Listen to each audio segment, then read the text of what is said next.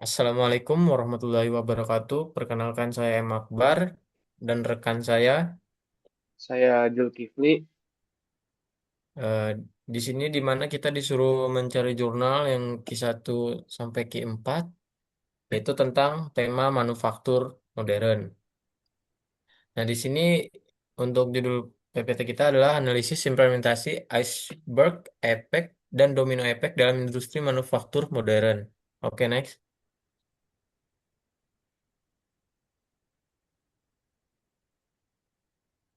Oke, yang pertama-tama itu adalah pengertian umum dulu. Iceberg effect adalah fenomena di mana masalah yang tampak di permukaan jauh lebih kecil dibandingkan akar masalah yang tersembunyi di bawah permukaan. Seperti gunung es, hanya sebagian kecil yang terlihat ya. Seperti yang Miss Yuan ajarkan tadi pagi, yang di mana iceberg effect ini adalah contohnya itu seperti piramida.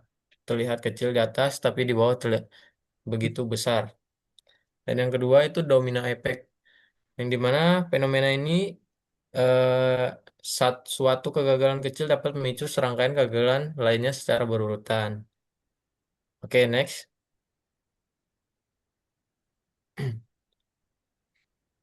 Pada slide ini, menurut pendapat ahli, iceberg effect, Ernest Hemingway, penulis, menekankan struktur sadar PS tidak sadar dalam narasi. Supervise dalam psikolog menegaskan lapisan kesadaran tersembunyi di bawah permukaan. Dan yang kedua, domino effect menurut A.W. Herins, keamanan, teori kecelakaan kerja yang disebabkan oleh satu poin kegagalan memicu rangkaian kegagalan berikutnya secara berurutan. Oke, next. Oke, yang pertama dalam status yang jurnal kita itu case study-nya digital twin. Nah, masalah di sini adalah yang dimana mesin itu sering mengalami kesalahan atau breakdown yang bisa mengganggu produktivitas.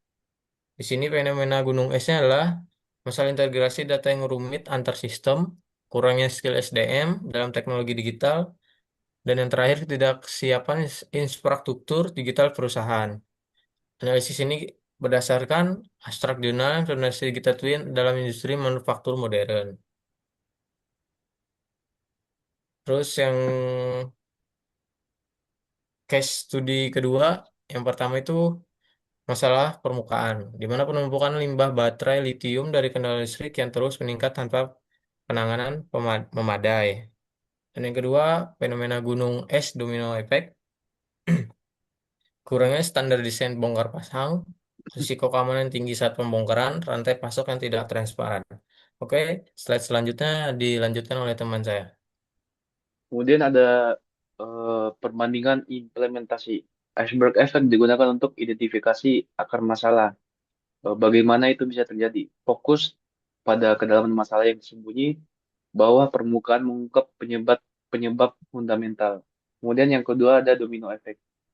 Analisis ini digunakan untuk eh, dampak apa yang setelah ini gagal. Fokus pada urutan kejadian yang saling memicu, memetakan rantai kegagalan berurutan.